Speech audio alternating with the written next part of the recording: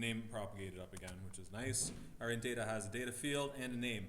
The way we're gonna make this data stuff work is in our unconsumable mix in. We're gonna look for int datas of the same name, and if they are the same, then we're gonna apply the buff before the consumable consumes itself. So that means we're gonna add an attribute to the hero called, what should we call it? Life or something? L-I-F-E? Health? No, one up. What should it be? Lives?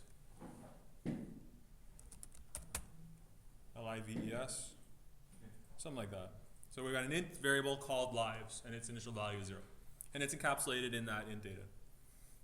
Our one up, that means also must have an int data, and it buffs the lives by 1. So right away we can tell. If we wanted to have like a poison mushroom that subtracts a life, what would we have to do?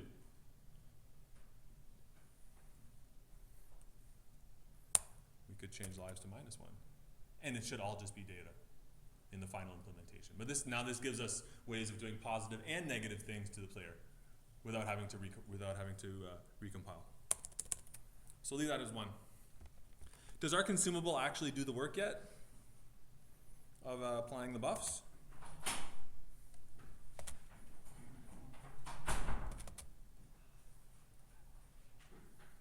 Does our consumable actually do the work yet?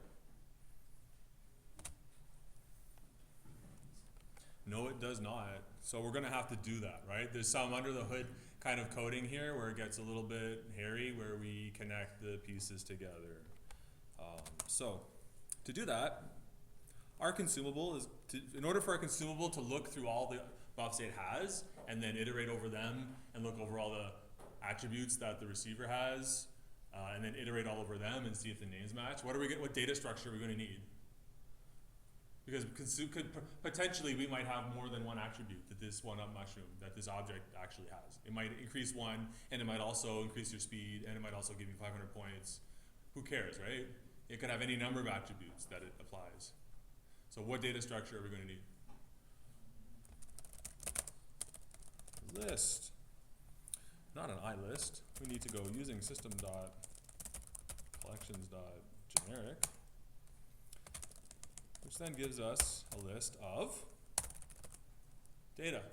Okay, so we're going to keep a local list of that. We'll call these our buffs, the attributes that we try and buff if the recipient has them. Okay? If the recipient has those attributes, we will try and apply those buffs.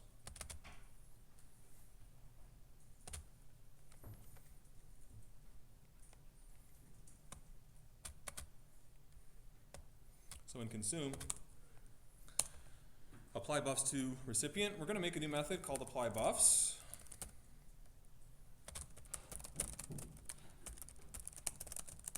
Where that work happens. It's up to you at this point in your design of your is consumable, and I'll ask the class, how do you want your is consumable to work? Do you want it to apply all attributes that it has attached to it on consume, or do you want it to only apply attributes that you set in the editor?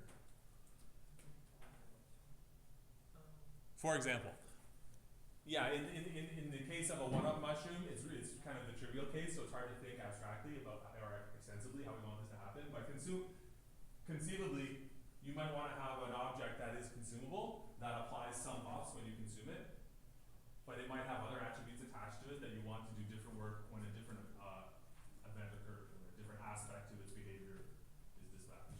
So for our design, do we want all attributes attached to it to be applied, or only the ones we set?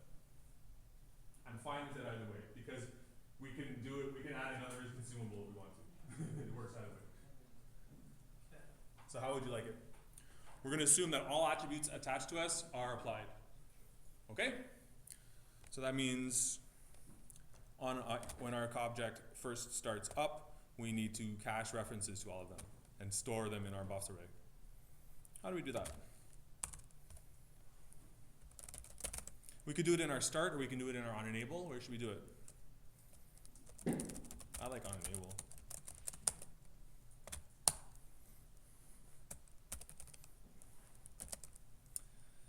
So our attached buffs is equal to what? How do we get them all? Get components. Do we want to use in children? Do we want to assume that there may be a hierarchy to this? Or is it safe to say that they're all going to be attached to the root? Personally, when I do this kind of work in Unity or another engine like this, when I do these components, I always attach them to the root object. Things that are going to be really dynamic, I assume they're going to be on the root object. So like data, I attach to the root. So we're going to say get components. So any data types attached, let's get a local list of them. And then how do we fill in our buffs list?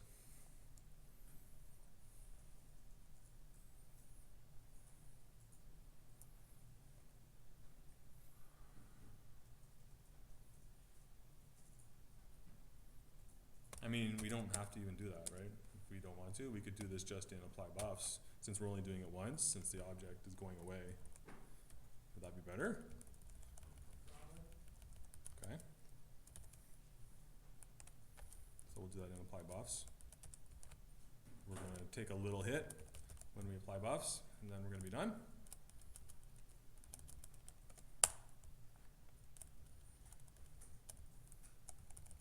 So that's all attributes, all buffs attached to the object. What are the other list of buffs that we need to find? What's the other list of attributes we need to find in order to do this work? There's another list of data on some other object in the system. What's the other object in this transaction? The interactive object that's consumable and the one that touched it, right? The recipient. So that's the recipient's attributes. Oh. What's the recipient? Who is the recipient of this consumed? Who? It's the guy who touched it. But do we know who's the guy who touched us inside the isConsumable component? No. Who knows who touched us? The isTouchable knows. So we have to think ahead a little bit, okay?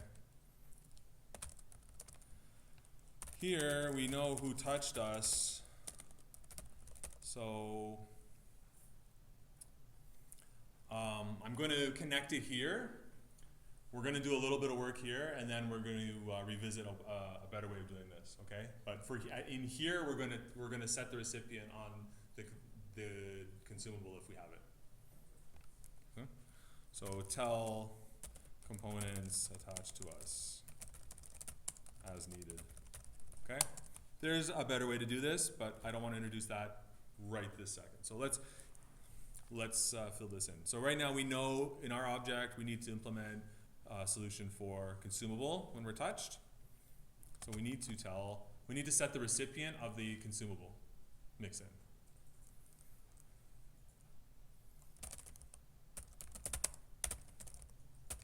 So let's see if we have one. If this consumable object has a consumable, we need to set its recipient to the guy who touched us. How do we do that?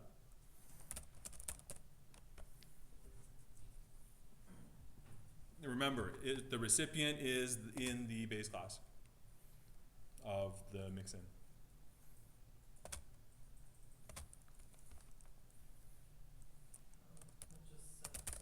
Recipient. And who is it? Who's the guy who actually touched us?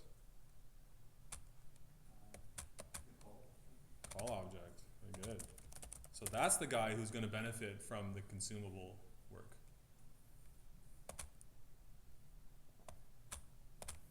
Okay. Go back in here. That means we have a recipient here that is the guy we need to check. So where's our recipient?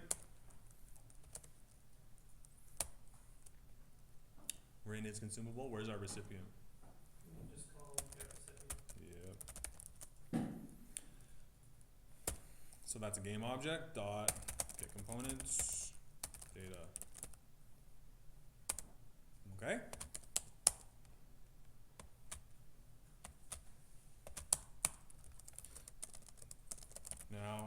brute force, double nested loop, check for components that match by name and type. We only have one data type right now in data, but maybe in the future we're going to support, you know, a float data that might have the same name. And if that's the case, we may not want to mix and match the two, especially if non-programmers are doing some stuff here. We may have a vector3 that accidentally has the same name, so we may want to be more careful here. How do we connect them? How do we loop over a managed array? Can we use for each in a managed array? Let's see.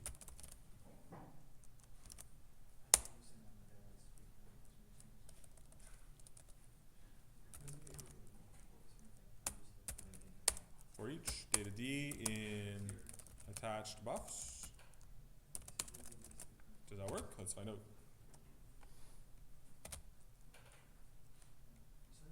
Yes, sir.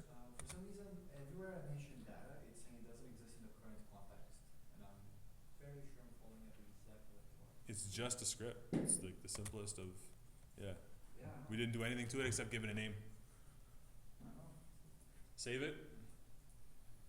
Wiggle a handle a little bit. I'll go for 5 more minutes and then I'll come back if it hasn't reset itself. So for each guy attached to us, for each buff attached to us,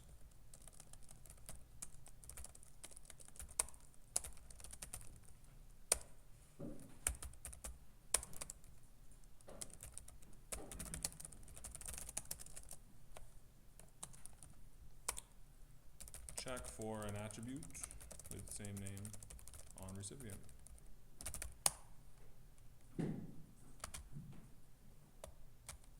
How do we know? What are we actually checking here?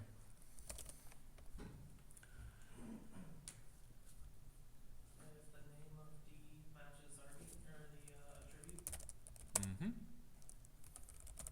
Can I check name with an equal, or is there a better way to do that? Probably the equals method. Does that check the literal, or does that check the class? That checks the object.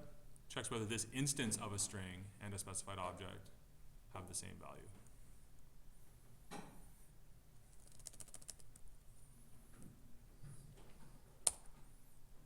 Let's double check that. Let's do it this way, and then let's revisit that and see if it works. Okay? So we'll say attrib.name. If they are the same, what do we want to do?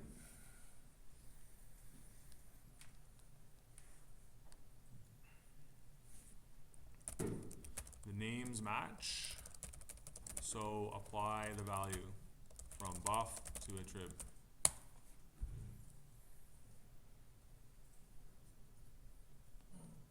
Okay. In C# you can use equals or you can use the double equals, it doesn't matter. Both are fine?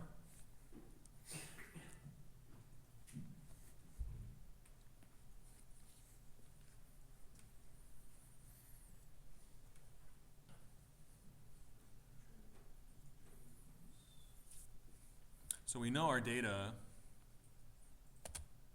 our base actually has just name, and our int data currently has the implementation for data, set, and inc. We may need to refactor this when we add more datas in here, because maybe we want to push set and inc down into the base. At this point, we're going to test the type.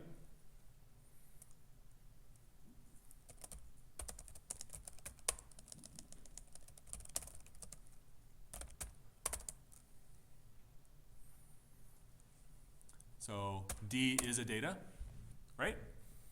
How do we know if it is an int data?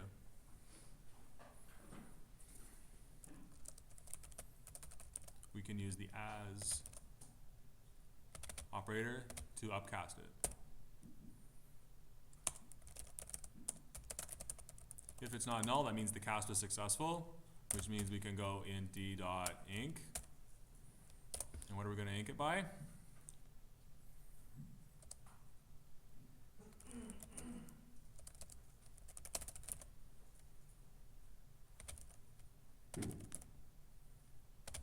The attrib.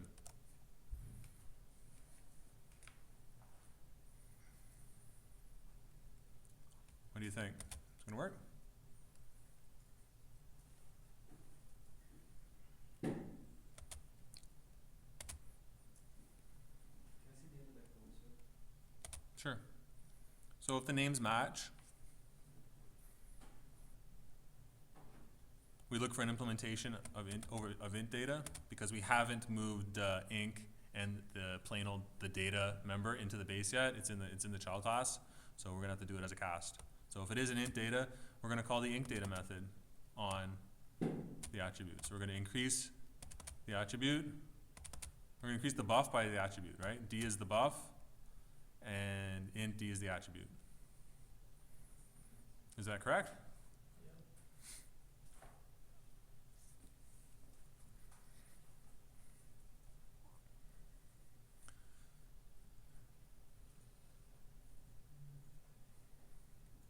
Let's see. We'll press play.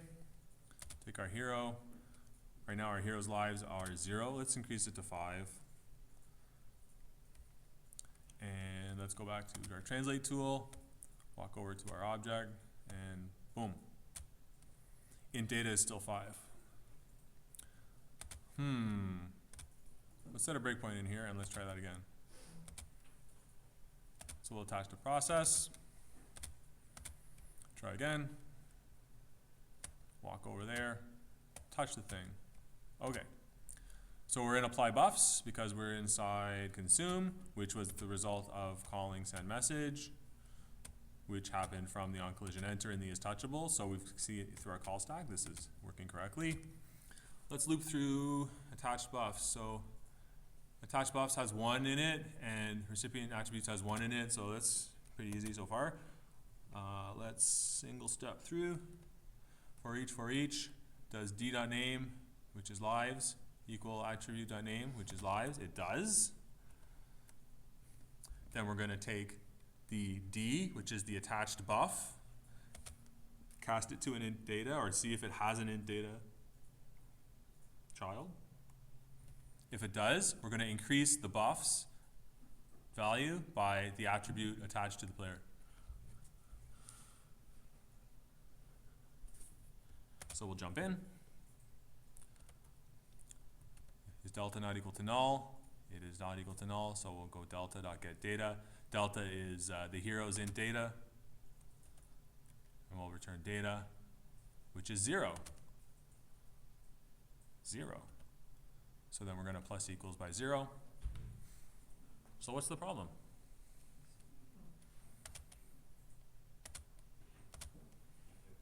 Lives is still 5. Actually, lives is 0. Because we're incrementing the lives on the one-up mushroom by the lives of the hero. Correct, we've got it backwards. So what do we need to do?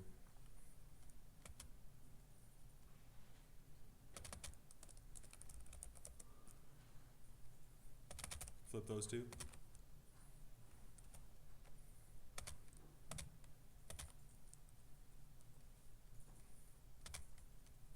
Guy. Lives is 5. Touch it. We'll single step again. Go back to our loop. Boom, boom, boom. They match. Jump in. Look at delta. Delta is the one-up object. Get data. Data on our one-up object is 1. So we'll go back here. We'll add it. We've got no more attributes. We're finished. We restore the game object. The game object's now gone. And lives on the hero is now what?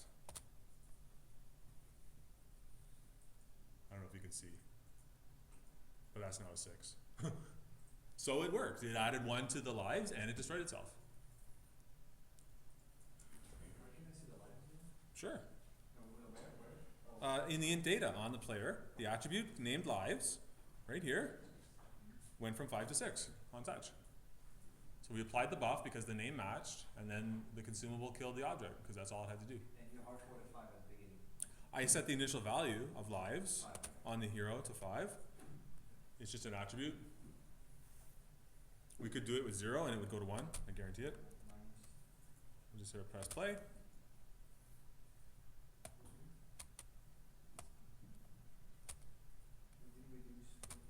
We'll get rid of the breakpoint. Play it again. Now lives went to 1. So, getting better? Is it finished?